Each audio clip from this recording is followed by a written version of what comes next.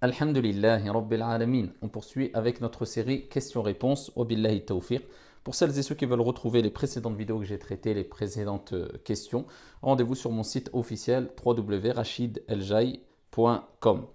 Concernant la question d'aujourd'hui, elle tourne autour des gouttes qu'on peut mettre dans les yeux ou dans le nez ou dans les oreilles, ou aussi ici le khul que mettent les femmes, que peuvent mettre les femmes même pendant la journée du jeûne du Ramadan. Est-ce que cela annule le jeûne, oui ou non? Al-mashhour dans le madhab de l'imam Malik, rahimahullah ta'ala, eh bien c'est que si le liquide parvient à la gorge, à ce moment-là, cela annule le jeûne. Ce liquide annule le jeûne.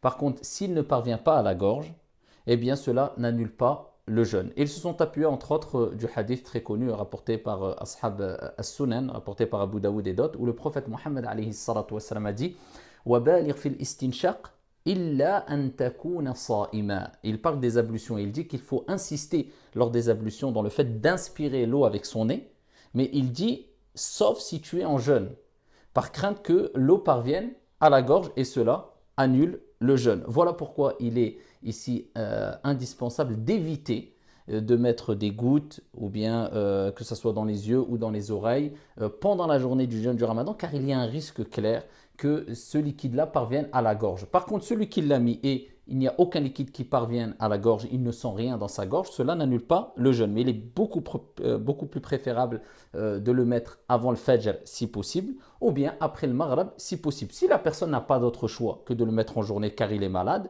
et il y a un risque que sa maladie s'aggrave, ici où cela lui cause un grave préjudice ou un préjudice clair, à ce moment-là, il est considéré comme malade, il n'y a pas de mal de rompre le jeûne, incha'Allah ta'ala. Par contre, celui qui met du liquide ou des gouttes avant le fajr et il sent ici le goût dans sa gorge après le fajr, cela n'annule pas le jeûne, tout simplement car le liquide a été mis avant le fajr.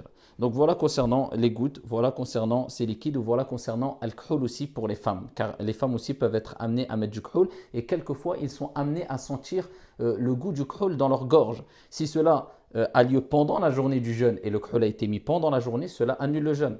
Et si cela a été mis avant le fajr, il n'y a aucun mal. Contrairement à un avis comme dans l'école de l'imam Abu Hanifa qui eux considèrent que cela n'annule pas le jeûne car ils disent que ce n'est pas comparable à de la nourriture et de la boisson. Et qu'on reste cohérent et on suit une école juridique. Donc ici le plus prudent est de suivre l'avis que je vous ai cité précédemment. Wallahu a'lam. Wa barakallahu fina wa fikum. Wassalamu alaikum.